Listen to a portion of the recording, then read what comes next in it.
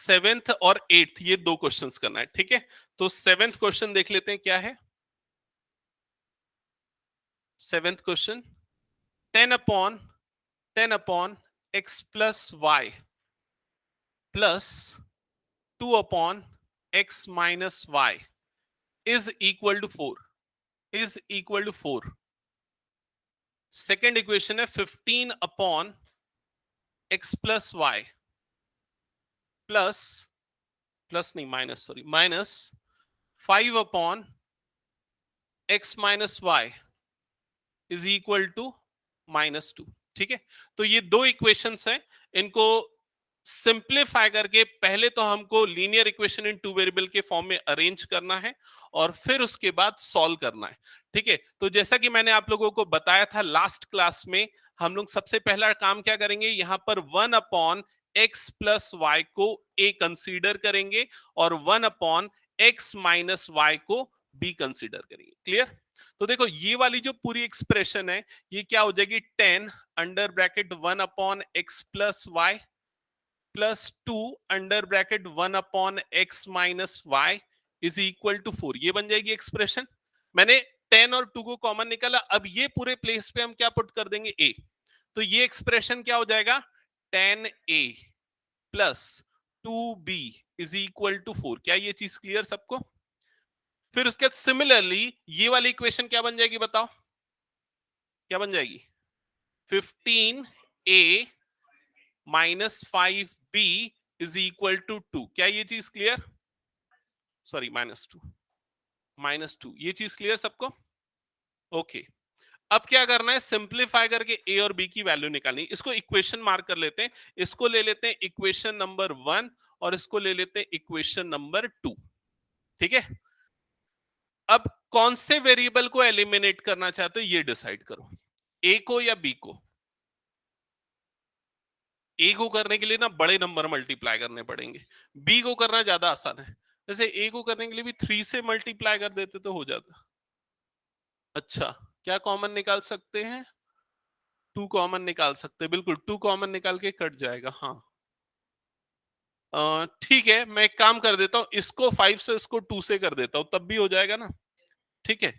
तो equation number 1 को 5 से मल्टीप्लाई कर देते हैं, इक्वेशन नंबर 2 को 2 से मल्टीप्लाई कर देते हैं। तो इक्वेशन 1 क्या बन जाएगा 5 से मल्टीप्लाई करने के बाद, बताओ क्या बनेगा, 50a plus 10b is equal to 20। ये क्या बनेगा, 30a minus 10b is equal to -4। Clear ये चीज। ओके, एक सेकेंड ना, आगे सॉल्व करो। Yes sir.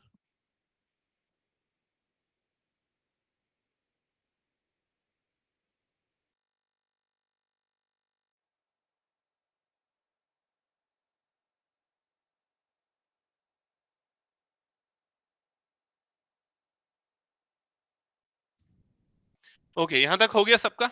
अब दोनों को ऐड करेंगे, ऐड करेंगे तो क्या होगा, +10b minus 10b cancel out हो जाएगा। 50a और 30a दोनों का एडिशन कितना होगा, 80a। ये हो जाएगा 80a is equal to, right side में क्या बनेगा, क्या बनेगा 16 प्लस 16 की माइनस +16। तो a की वैल्यू क्या आ जाएगी, 16 अपॉन 80। क्लियर ये चीज। 16 वन जा 16, कितने टाइम्स जाएगा, 5 जा। सो a इज इक्वल टू मिल गया 1 अपॉन 5। a यहां पर a की वैल्यू क्या है, 1 अपॉन एक्स प्लस वाई। तो ये हो जाएगा 1 upon x plus y is equal to 1 upon 5। So will get x plus y is equal to 5। क्या ये चीज क्लियर हुई, रेसिप्रोकल किया है, रेसिप्रोकल किया तो x plus y is equal to क्या आ जाएगा 5।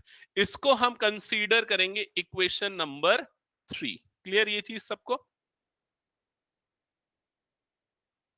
ठीक है। अब a की वैल्यू मिलने के बाद अब a की वैल्यू को हम किसी भी एक इक्वेशन में रख देते हैं जिससे b मिलेगा। सपोज हम इक्वेशन नंबर 1 में पुट कर रहे हैं a की जगह पे, तो अगर a की जगह पे 1/5 रखूंगा तो ये क्या हो जाएगा, 10 1/5 plus 2b is equal to 4, ठीक है। तो क्या हो जाएगा 5 वन जा 5 टू जा 10, तो 2 plus 2b is equal to 4। ये 2 उधर जाएगा तो 2b इज इक्वल टू क्या हो जाएगा 2। तो b की वैल्यू क्या आ जाएगी 1। एक बार चेक करो क्या ये समझ में आ रहा है? अपूर्व समझ में आया? बता कौन से स्टेप में डाउट है? यहाँ पे डाउट है, डिस्कस करता हूँ। आदित्य समझ में आया? अच्छा उसमें प्रॉब्लम है, ठीक है डिस्कस करते हैं एक बार। b की वैल्यू मिल गई। अब b क्या है 1 अपॉन एक्स माइनस वाई है, तो b की जगह पे 1 अपॉन एक्स माइनस वाई रख देते हैं is equal to 1। Cross multiply कर दो या रेसिप्रोकल कर दो, जैसा समझ में आता है वैसा करो। तो x माइनस वाई की वैल्यू क्या आ जाएगी 1 आ जाएगी। फिर उसके बाद ये x minus y is equal to 1 और x plus y is equal to 5। ये दोनों को सिंप्लीफाई करना है, इसको इक्वेशन नंबर 4 लेते हैं। ठीक है, दोनों को सिंप्लीफाई करने के लिए क्या करेंगे, दोनों को सॉल्व करने के लिए क्या करेंगे, ऐड या सब्सट्रैक्ट? दोनों कर सकते हैं, ऐड करना ज्यादा बेटर है क्योंकि y एलिमिनेट हो जाएगा। ठीक है, और कुछ माइनस नहीं करना पड़ेगा। सो इक्वेशन 3 प्लस 4 कर रहा हूं यहाँ पर, 3 प्लस 4। तो इक्वेशन 3 है x plus y is equal to 5। Equation 4 है x minus y is equal to 1।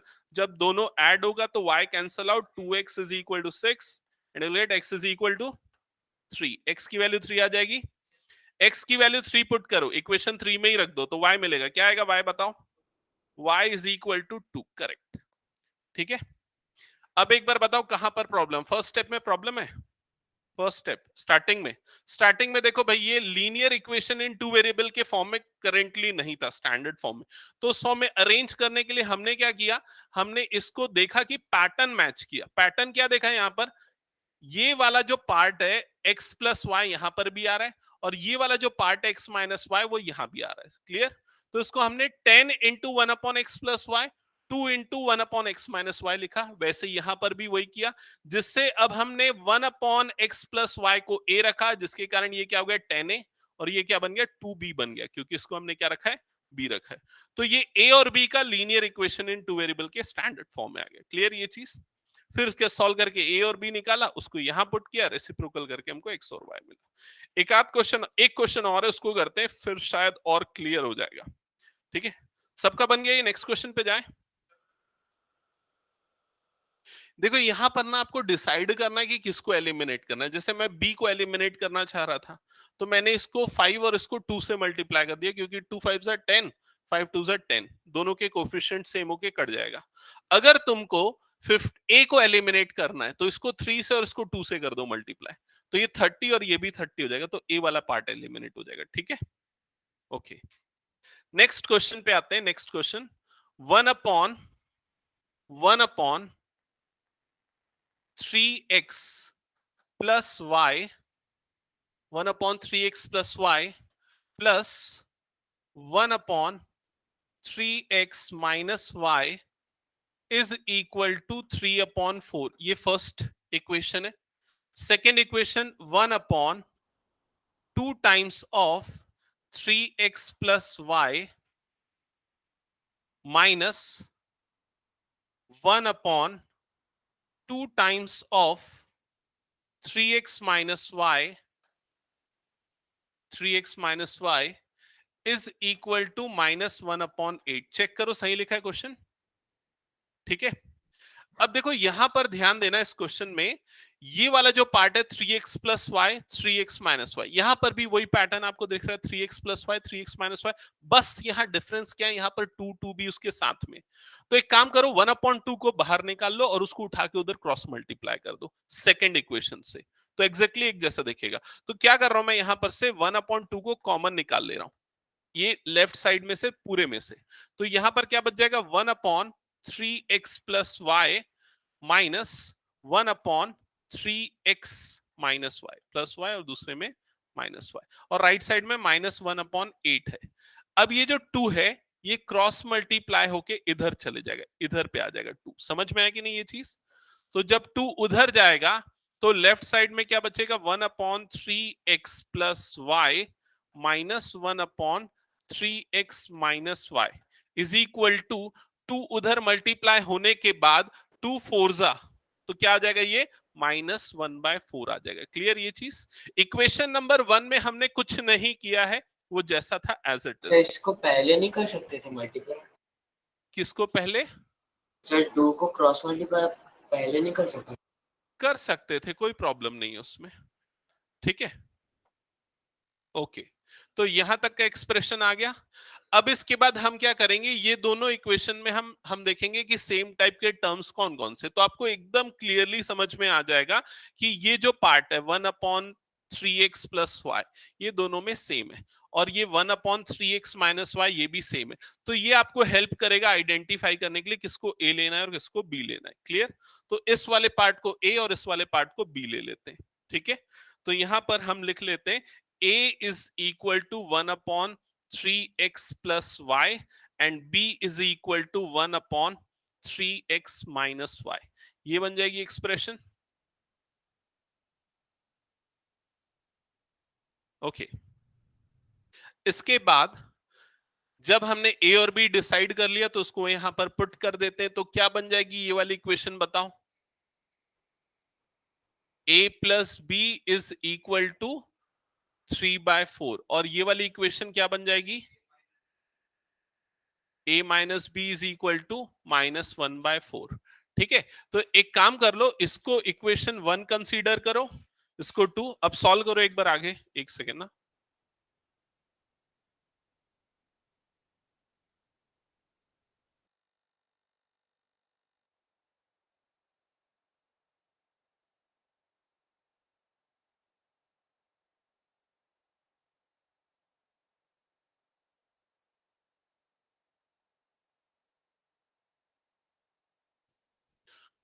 Okay, सो इसमें पुट कर देंगे, और ये दो इक्वेशन मिली, इसको हमने 1, इस वाली इक्वेशन को हमने 2, इस वाली इक्वेशन को हमने 3, और इस वाली इक्वेशन को हमने 4 कंसीडर किया।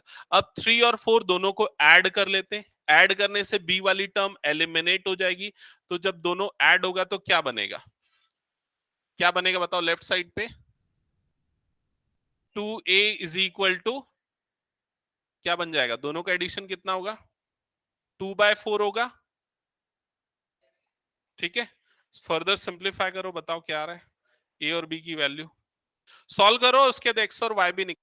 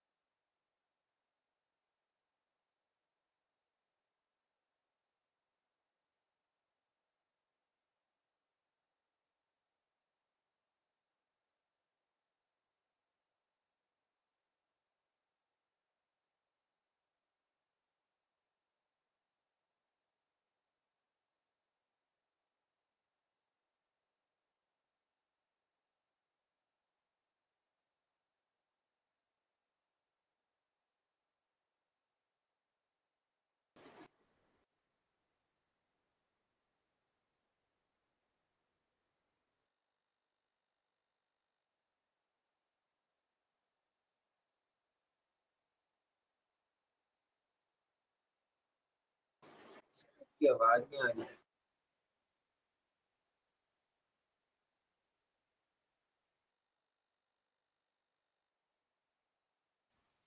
गुंजेश क्लियर है यहां तक? सर आवाज ही नहीं आई थी सर आपकी तो।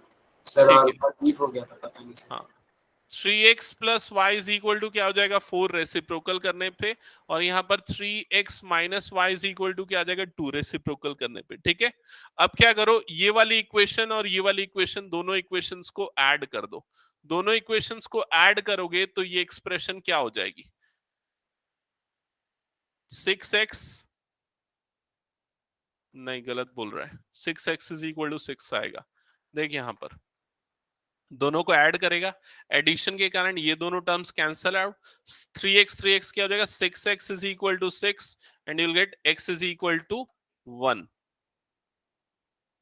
ओके, x1 यहां रखो, तो 3 into 1 plus y is equal to 4, you get y is equal to 1।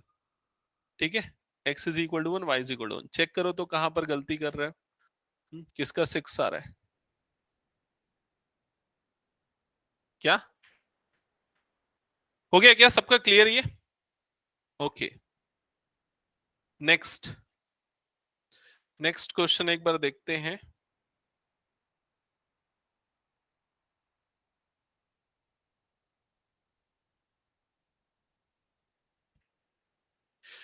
अब वर्ड प्रॉब्लम स्टार्ट होता है ना, ठीक है, एकदम ध्यान से समझना इसको। बचा हुआ है क्या? तो ग्रुप में ऐड नहीं हुआ है ना, तू उसमें से देख लेना ना, नोट कर लेना जो बच गया है। ठीक है आयुष? हाँ, वर्ड प्रॉब्लम स्टार्ट करते हैं। तो क्वेश्चन नंबर 2, क्वेश्चन नंबर 2 ध्यान से सुनना, इंपॉर्टेंट प्रॉब्लम है, सबसे फर्स्ट वाली। हेडिंग लिखा है formulate the following problems as pair of equations and hence find their solutions. तो फर्स्ट पार्ट में लिखा है Ritu can row downstream 20 kilometre in 2 hours and upstream 4 kilometre in 2 hours। ठीक है, तो यहां पर दो चीजें हैं, एक डाउनस्ट्रीम और दूसरी अपस्ट्रीम। तो आप लोगों को पता है अपस्ट्रीम और डाउनस्ट्रीम क्या होता है? किसी को नहीं पता? ओके, किसको पता है बताओ क्या होता है? नहीं हाँ, ये थोड़ा सा सही बोल रहा है, ठीक है। ओके, देखो क्या लिखा हुआ है, डाउनस्ट्रीम मतलब क्या होता है, फॉर एग्जाम्पल अगर एक नदी में इस तरह से पानी बह रहा है, ठीक है, तो पानी सपोज इस डायरेक्शन में बह रहा है, ठीक है, और ये आपकी बोट है, आपकी बोट का डायरेक्शन भी अगर यही है तो क्या होगा, तो ये होगा डाउनस्ट्रीम।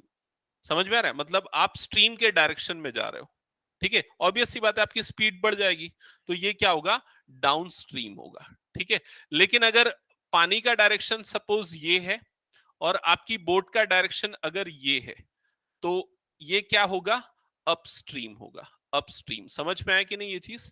स्ट्रीम के अपोजिट डायरेक्शन मतलब अपस्ट्रीम, स्ट्रीम के डायरेक्शन मतलब डाउनस्ट्रीम। ठीक है, स्ट्रीम मतलब क्या है, पानी का जो बहाव है, दैट इज व्हाट स्ट्रीम। ठीक है, अब क्या लिखा है उसमें, फिर से हम सिचुएशन पढ़ते हैं। Ritu can row downstream 20 kilometre in 2 hour. तो डाउनस्ट्रीम मतलब कौन सी सिचुएशन, ये वाली सिचुएशन, जब वो इसके डायरेक्शन में जा रही है। ठीक है, तब वो कितना डिस्टेंस ट्रैवल कर रही है ऋतु, डिस्टेंस बताओ, 20 किलोमीटर। कितने टाइम में ट्रैवल कर रही है, 2 आवर्स में ट्रैवल कर रही है। ठीक है, और उसके बाद फर्दर क्या लिखा है, and upstream 4 kilometre in 2 hour. अब यहां पर उसका जो डिस्टेंस है वो कितना है, 4 किलोमीटर, और टाइम जो है वो कितना है, 2 आवर्स, जब वो अप स्ट्रीम में है। क्लियर ये चीज? ओके, इसके बाद लिखा है find her speed rowing in still water and the speed of current. Current मतलब वो करंट वाला करंट नहीं, करंट मतलब स्ट्रीम।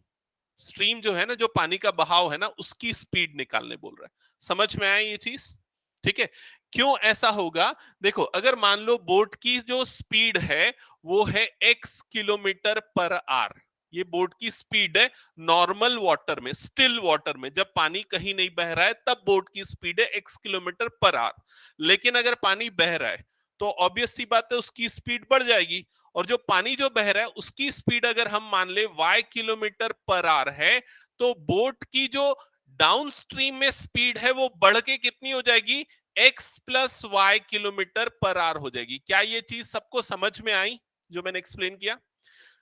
वैसे ही अगर सेकेंड सिचुएशन लिखते हैं, बोट की stream x kilometre per our और स्ट्रीम की स्पीड है y किलोमीटर पर आवर, लेकिन दोनों का डायरेक्शन अपोजिट है, तो इफेक्टिव स्पीड क्या हो जाएगी? Correct, x minus y kilometre per hour. समझ में आया कि नहीं ये सिचुएशन सबको? ठीक है, तो जब भी इस तरह के क्वेश्चन हम स्टार्ट करेंगे जिसमें हमको speed of stream and speed of boat निकालना होगा, तो हम एक को x और दूसरे को y लेंगे। क्लियर ये चीज? तो सबसे पहले स्टार्ट करना, ये डायग्राम आप लोग रफ में बना के रखना, ये आपके लिए यूजफुल रहेगा याद रखने के लिए कि क्या होता है अपस्ट्रीम और क्या होता है डाउनस्ट्रीम। ठीक है, तो स्टार्ट करना, सबसे पहले लिखना let the speed of boat, let the speed of boat in still water, in still water is x kilometer per hour, is x kilometer per hour.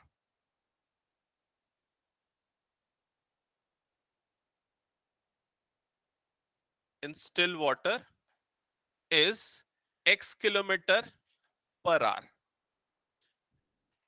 and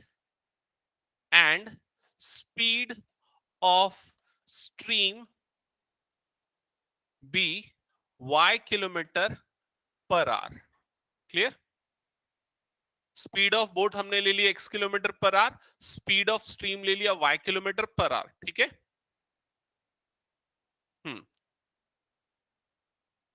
अब इसके बाद ध्यान से सुनो, हो गया यहां तक सबने लिख लिया?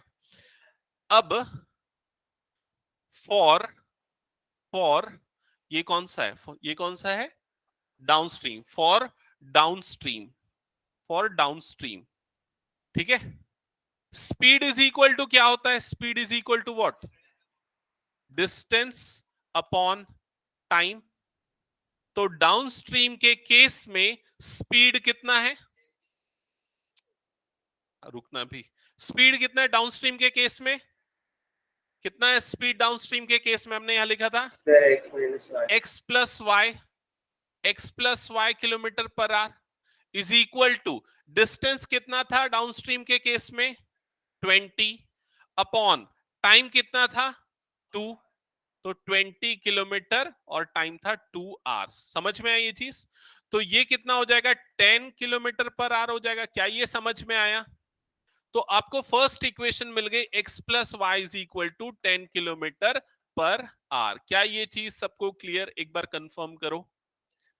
ठीक है, ये हमने डाउनस्ट्रीम के लिए किया, तब एक इक्वेशन मिली। Now for upstream, for upstream क्या हो जाएगा बताओ जल्दी, स्पीड कितना है अपस्ट्रीम के केस में, देख के बताओ, x minus y is equal to distance कितना है 4, टाइम कितना है 2, तो क्या हो जाएगा equation, x minus y is equal to 2।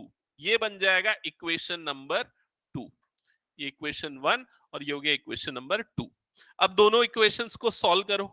कैसे करोगे सॉल्व? दोनों को ऐड कर दोगे, दोनों का एडिशन परफॉर्म करो। हाँ, वही किलोमीटर पर आवर। क्या पूछ रहा है आयुष? ये वाला 2, 2 1 जा 2 2 जा, ये 2। ठीक है, ओके। इसके बाद दोनों इक्वेशंस को ऐड कर देते हैं, इक्वेशन 1 प्लस 2, तो 1 क्या हो गया x plus y is equal to 10, 2 क्या हो गया x minus y is equal to 2, add करेंगे। ठीक है, ठीक है, तो 2x इज इक्वल टू 12 and you will get x is equal to 6, 6 kilometre per hour, सिर्फ 6 मत लिखना, 6 किलोमीटर पर आवर। तो x की वैल्यू को यहां पुट करो, आपको y मिल जाएगा। y क्या आ जाएगा बताओ? 4 किलोमीटर पर आवर। क्या ये चीज क्लियर है सबको? ठीक है, ओके। नेक्स्ट हो गया तो बताना, फिर मैं नेक्स्ट क्वेश्चन पे जाऊंगा। हम पहले स्पीड डिस्टेंस टाइम वाले क्वेश्चंस करेंगे, फिर वर्क और टाइम वाले क्वेश्चंस करेंगे, क्योंकि सेकंड क्वेश्चन मुझे वर्क टाइम लग रहा है, तो उसको सेकंड नहीं करके थर्ड करेंगे इसके बाद हम लोग। ठीक है,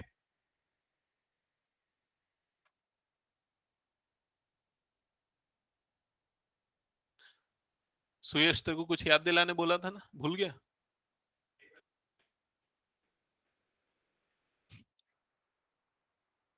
ठीक है, नेक्स्ट पे जाऊं क्या? ओके, नेक्स्ट नेक्स्ट क्वेश्चन पे आते हैं। थर्ड क्वेश्चन ध्यान से सुनना, ट्रेन वाला क्वेश्चन है।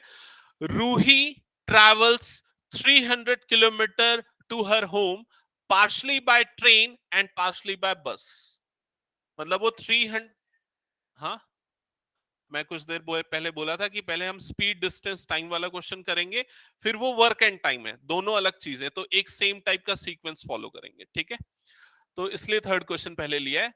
Ruhi travels 300 kilometre to her home partially by train and partially by bus. मतलब टोटल वो 300 किलोमीटर का डिस्टेंस ट्रैवल करती है, कुछ डिस्टेंस ट्रेन से और कुछ डिस्टेंस बस से ट्रैवल करती है, ठीक है?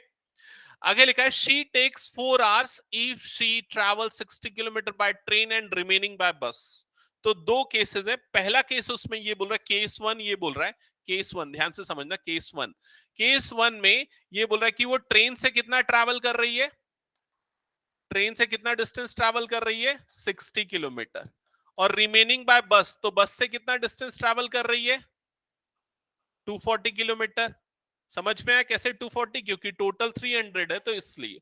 और उसको कितना टाइम लग रहा है इसमें, 4 आवर्स का टाइम लग रहा है। तो टोटल टाइम जो लग रहा है दोनों को मिला के total time that is equal to 4 hours. क्या ये चीज सबको क्लियर हो गई? ठीक है, इसके बाद केस टू आता है। तो केस टू में क्या लिखा है, if she travels 100 kilometre by train and remaining by bus. तो केस टू की सिचुएशन समझते हैं। केस टू में ये बोल रहा है if she travel 100 kilometre by train, मतलब अगर वो ट्रेन से 100 किलोमीटर का डिस्टेंस ट्रैवल करती है, एंड रिमेनिंग बाय बस, तो बस से कितना डिस्टेंस ट्रैवल कर रही है 200 किलोमीटर का, ठीक है?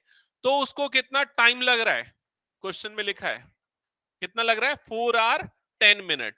तो ये 4 आवर 10 मिनट को हम सिंगल यूनिट में कैसे लिख सकते हैं? ये दो अलग यूनिट है ना, आवर्स और मिनट। हाँ, कैसे लिख सकते हैं? 4.1 नहीं लिख सकते, ठीक है? हाँ, और कोई? हाँ, देखो यहां पर 4 और ये 10 मिनट को आर में बदलने के लिए हम डिवाइडेड बाय 60 करेंगे। तो ये 4 आवर है और 10 मिनट को आर में बदलने के लिए 10/60 करेंगे, तो वो आर्स में कन्वर्ट हो जाएगा। क्लियर ये चीज? तो ये 0 और 0 कैंसल आउट हो जाएगा, तो 4 1/6 ये मिक्स फ्रैक्शन बन गया। 6 4 जा 24 प्लस 1 25, तो ये कितना बन जाएगा 25/6 आवर्स। क्या ये चीज समझ में आई सबको? ठीक है, तो एक सिंगल यूनिट में बनाने टाइम को, इसीलिए हमने इसको इसमें कन्वर्ट किया, तो ये आएगा 25/6 आवर्स। तो दोनों सिचुएशन सबको क्लियर हो गई? एक बार कंफर्म करो, क्लियर ना? आगे पढ़ू question. She takes 10 minutes longer, ऐसा लिखा है, ठीक है? तो इसीलिए हमने 4 आवर 10 मिनट लिया, ठीक है? क्वेश्चन अच्छे से पढ़ा करो, एकदम बता रहा हूं मैं सबके सबको। ओके, इसके बाद लास्ट स्टेटमेंट जो है वो बहुत इंपॉर्टेंट है। क्या लिखा है लास्ट स्टेटमेंट में? Find the speed of train and the bus separately. ठीक है, इसको इरेज कर दूं ना ये वाली चीज, ये तो काम की नहीं, रफ वर्क है। तो आप सबसे पहले क्या लिखोगे बताओ, लास्ट लाइन को पढ़ने के बाद? लेट द, हाँ, स्पीड ऑफ ट्रेन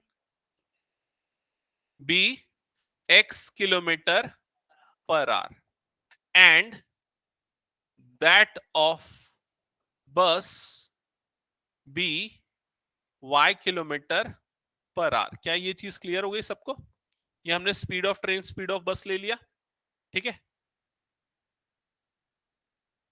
क्लियर ना सबको?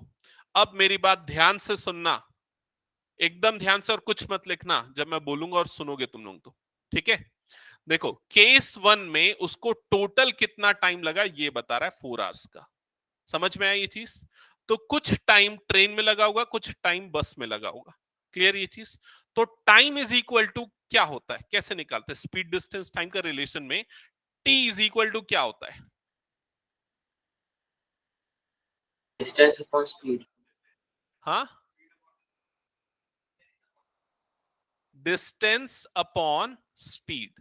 क्लियर? तो पहले तो ये याद रहना चाहिए, speed is equal to distance upon time and time is equal to distance upon speed. तो टोटल टाइम जो लगा है वो लगा है 4 आवर का। तो ट्रेन में कितना टाइम उसने स्पेंड किया, तो ट्रेन का जो टाइम है वो ट्रेन का डिस्टेंस और ट्रेन की स्पीड से निकलेगा।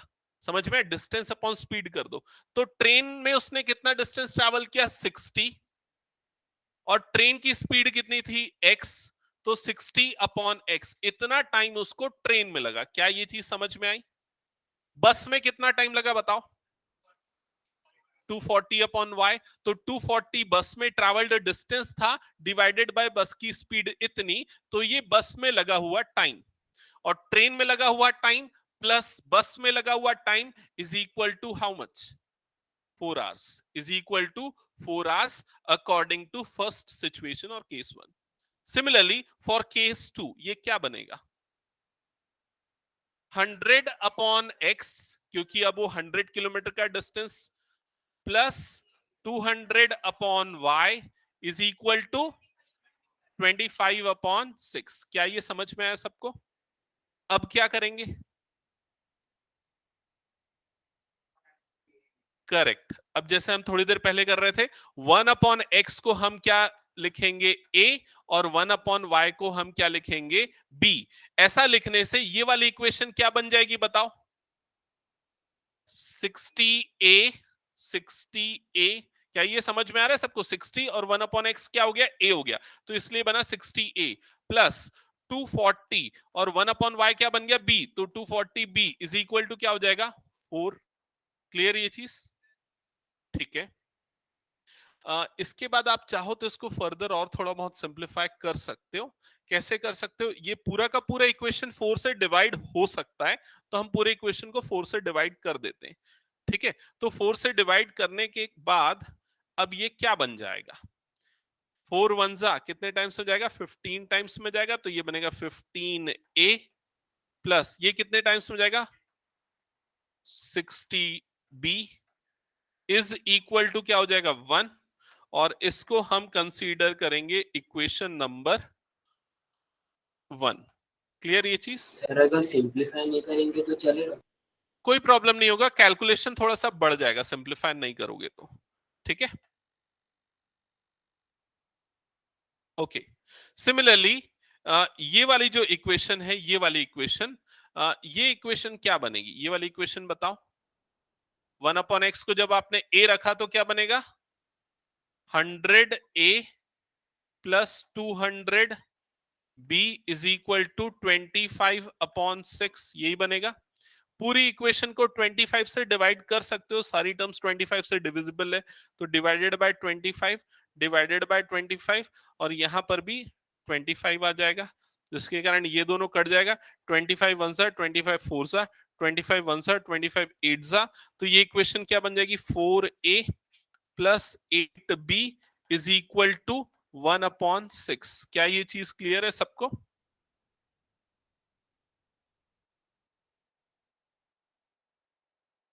हम्म। और भी फर्दर थोड़ा सिंप्लीफिकेशन इसमें करना पड़ेगा ना, बिकॉज अभी भी दोनों के कोफिशिएंट सेम नहीं आ रहे हैं। ये वाले पार्ट को हटा दो ना, वो केस 1 केस 2 वाला। ठीक है। हाँ, अब इसके बाद यहां पर ध्यान देना, हम इसको कंसीडर कर लेंगे equation number 2। Equation number 2, equation 2 वैसे फर्दर और सिंप्लीफाई हो सकता है ना, पूरा 4 टू कॉमन से निकल सकता है।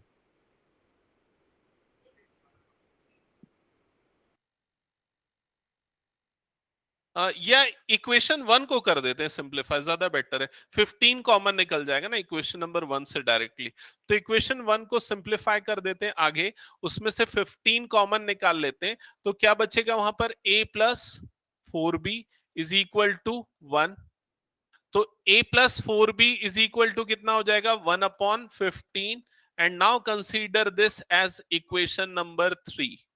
ओके, सिमिलरली इक्वेशन नंबर 2 में से और क्या कॉमन निकल सकता है? 4 कॉमन निकल सकता है डायरेक्टली, अच्छा, 4 लेने पे भी सेम होगा वैसे तो, ए का कोफिशिएंट। ठीक है, 4 ही ले लेता हूं, 4 ले लेता हूं। 2 लेने पे और क्या एडवांटेज होगा, छोटे छोटे फैक्टर आएंगे, वो है 2 ले लेते हैं। चलो 2 ले लेते हैं, 2 कॉमन ले लेंगे तो क्या बच जाएगा, 2a plus 4b is equal to 1/6। 2 इधर क्रॉस मल्टीप्लाई हो जाएगा तो 2a plus 4b is equal to 6 2 जा क्या हो जाएगा 12, तो 1/12 आ जाएगा। एक बार कंफर्म करो तो इक्वेशन 3 इक्वेशन 4 क्या है, ये सबको क्लियर है? Yes, okay. अब इक्वेशन 3 और इक्वेशन 4 को हम क्या करेंगे, सब्सट्रैक्ट करेंगे, जिससे b वाली टर्म एलिमिनेट हो जाएगी। तो यहां पर मैं परफॉर्म कर रहा हूं 4 माइनस 3, इक्वेशन 4 माइनस इक्वेशन 3। तो इक्वेशन 4 क्या है, 2a plus 4b is equal to 1/12, और इक्वेशन 3 है a plus 4b is equal to 1/15। जब सब्सट्रैक्ट होगा तो ये नेगेटिव, ये नेगेटिव, ये नेगेटिव, ये वाली दोनों टर्म्स कैंसल आउट हो जाएंगी। 2a माइनस a क्या बच जाएगा, a। 1/12 माइनस 1/15, ये ऐसा डायरेक्ट नहीं होगा, इसको आपको एलसीएम लेके करना पड़ेगा। तो 1/12 माइनस 1/15 एलसीएम क्या आएगा दोनों का, 60। 12 4 जा 60 सॉरी 12 5 जा 60 माइनस 15 4 जा 60, तो आंसर क्या आ जाएगा 1/60। एक बार कंफर्म करो क्या ये समझ में आया दोनों का डिफरेंस, 1/12 माइनस 1/15 कैसे हुआ। तो ये क्या आ गया, a इज इक्वल टू आ गया 1/60। क्लियर ये चीज सबको, a की वैल्यू मिली है 1/60, तो आप यहां से a की जगह पे उसकी वैल्यू पुट कर दो जो हमने सब्सटीट्यूट की थी। a क्या था, 1/x था, तो a की जगह पे लिख दो 1/x is equal to 1/60। Reciprocal करो तो x इज इक्वल टू कितना आ जाएगा, 60। समझ में आई ये चीज, x मिल गया 60, अब निकालना है y, अब निकालना है y। तो x की वैल्यू को पुट कर दो यहां पर, इस वाली इक्वेशन में आपको y मिल जाएगा। ये वाली इक्वेशन में x की जगह पे 60 पुट कर दो, यहाँ 60 आ जाएगा, तो ये दोनों कट जाएगा, क्या बचेगा यहाँ पर 1, ये 1 उधर जाएगा तो क्या हो जाएगा 3, और y की वैल्यू आपको मिल जाएगी। समझ में आया कि नहीं ये चीज, यहाँ पर मैं b निकालने पे नहीं जा रहा हूं, सीधा x से y निकाल ले रहा हूं। ठीक है, तो एक बार सॉल्व करो आगे और मुझे बताओ y की वैल्यू क्या आ रही है। हाँ बोलो, और किसी को कुछ डाउट इसमें तो एक बार पूछ लो। हाँ y 80 आएगा। x हमने क्या लिया था स्टार्टिंग में, स्पीड ऑफ ट्रेन, और y क्या था, स्पीड ऑफ बस। तो स्पीड ऑफ ट्रेन है 60 किलोमीटर पर आवर और स्पीड ऑफ बस है 80 किलोमीटर पर आवर। ठीक है, एक बार कंफर्म करो सबको समझ में आया तो। एक बार समरी देनी है तो बोलो, क्योंकि ये इंपॉर्टेंट क्वेश्चन है। एक बार समरी में एक्सप्लेन कर देता हूं, ठीक है। और इसको ना जाते साथ प्रैक्टिस करना, घर जाते साथ, ये कई बार एग्जाम्स में आया हुआ है, बोर्ड एग्जाम्स में।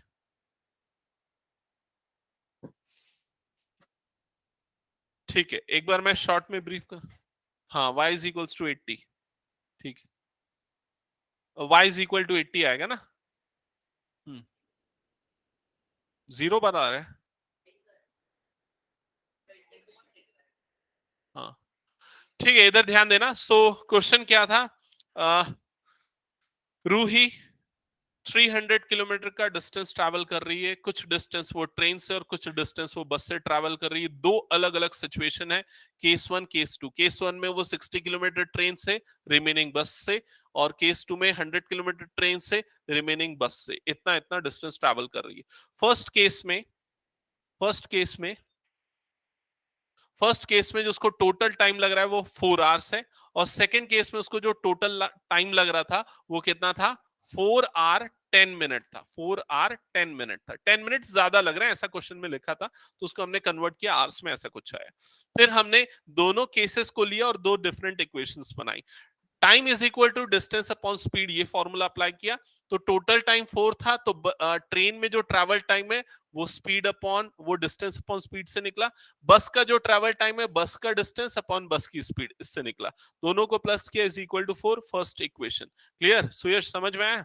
सेकेंड इक्वेशन में भी वही हमने किया, डिस्टेंस अपॉन स्पीड लिया दोनों के और उसके दोनों का सम करके टोटल टाइम जो है उससे इक्वेट कर दिया।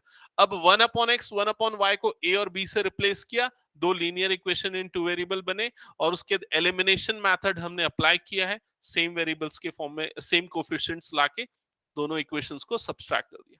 क्लियर? ओके, ठीक है। सो आई थिंक सबका क्लियर हो गया होगा। और देखते हैं इसमें और कौन सा क्वेश्चन है स्पीड डिस्टेंस टाइम का। अच्छा बस इतना ही था क्या? खत्म? फिर उसके बाद ये वाला क्वेश्चन स्टार्ट हो गया है। एक क्वेश्चन मैंने आप लोगों को बोल रहा हूं, अभी आप लोग बनाओगे, और वो है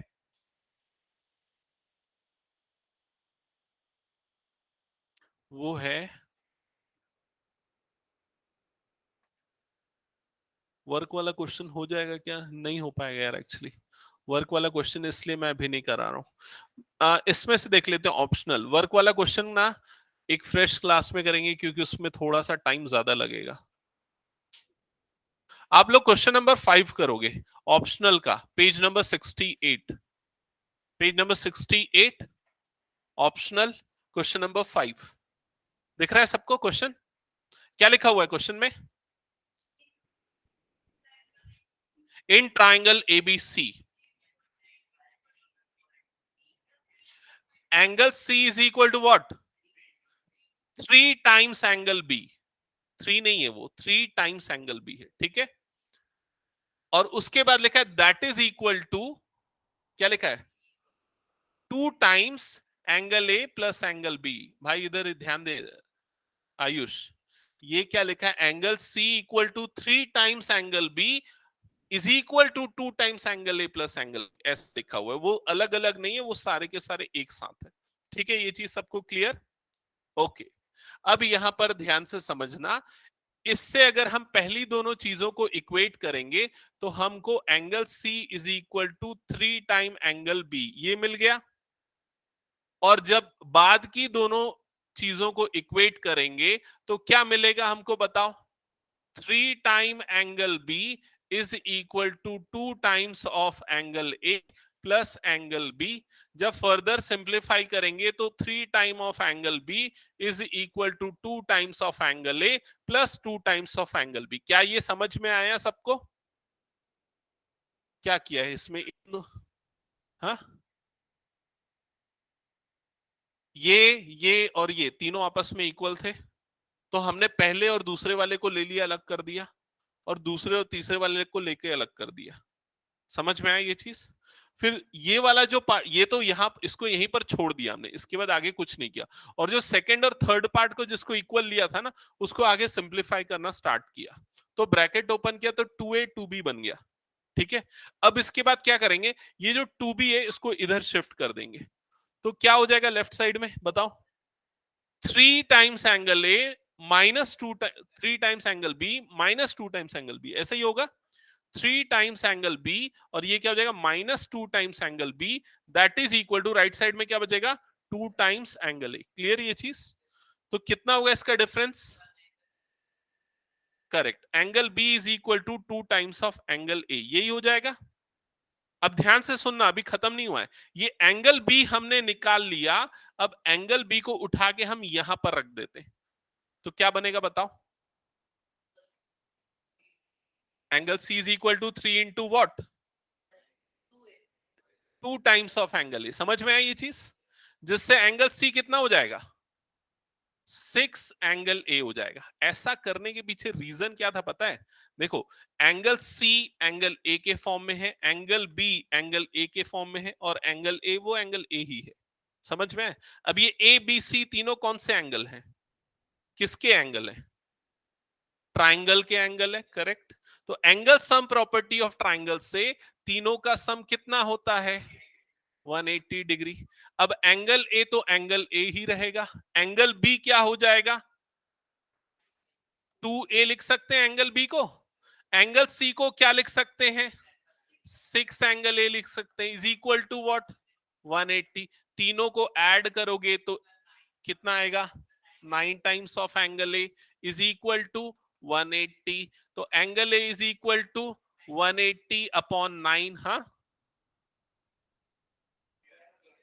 यहीं पर गलती करते हो। Angle A is equal to कितना आ जाएगा, 20। समझ में है?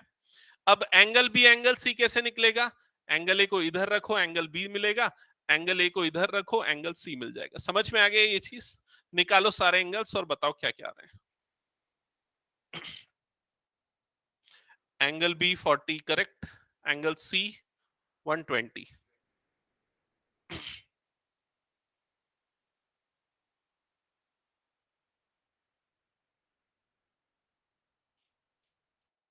सबको समझ में आ गया कि एक और क्लास फिर उसके बाद हम लोग इस चैप्टर को कंप्लीट कर देंगे, लेकिन ऑप्शनल अभी बहुत सारे बच्चे हैं, लेकिन फिलहाल मैं उसमें ज्यादा अभी नहीं करूंगा। वो जब हम रिवीजन प्रोसेस करेंगे तब उसमें हम इसके क्वेश्चंस करेंगे।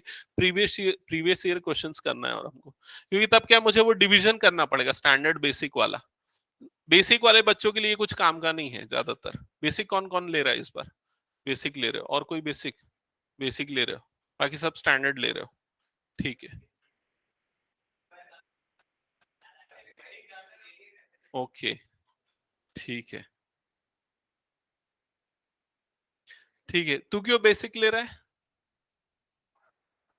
अरे तो क्या फर्क पड़ता है? हम्म, ऑप्शंस खुला रखना चाहिए। क्योंकि मैं एक इसलिए बता रहा हूँ, एक एक लास्ट टाइम एक बच्चे को पढ़ा रहा था, वो उसने बायो लिया था 11 12 में, मेडिकल में जाना चाह रही थी, तो उसको इंडिया में एडमिशन नहीं मिल रहा था, कनाडा जाना था। तो कनाडा में ये रिक्वायरमेंट है कि 11 12 में आपका मैथ्स होना चाहिए, भले आपको मेडिसिन करना है, एमबीबीएस करना है तो भी। समझ रहे हो? तो उसने क्या किया, एडिशनली अलग से एग्जाम दिया 11 12 मैथ्स का। ऐसा है, और वो फिर 2 3 महीना पढ़ी मेरे पास, 2 3 महीने में उसको पूरा का पूरा 11 12 मैथ्स पढ़ा दिया, और होशियार भी थी, उसने पूरा कवर अप कर लिया। ऐसा है। तो ऑप्शंस रखो, ये मैं बोल रहा हूँ। क्या पता कब क्या यूज हो जाए। और ज्यादा लेवल का डिफरेंस नहीं है, अच्छा स्कोरिंग हो जाएगा इसमें भी, तुम्हारे हिसाब से बोल रहा हूँ। ठीक है, बाकी पर्सन टू पर्सन डिपेंड करता है। ओके। ओके, सो आज की क्लास यही एंड करते हैं, बाकी नेक्स्ट क्लास में कंटिन्यू करेंगे।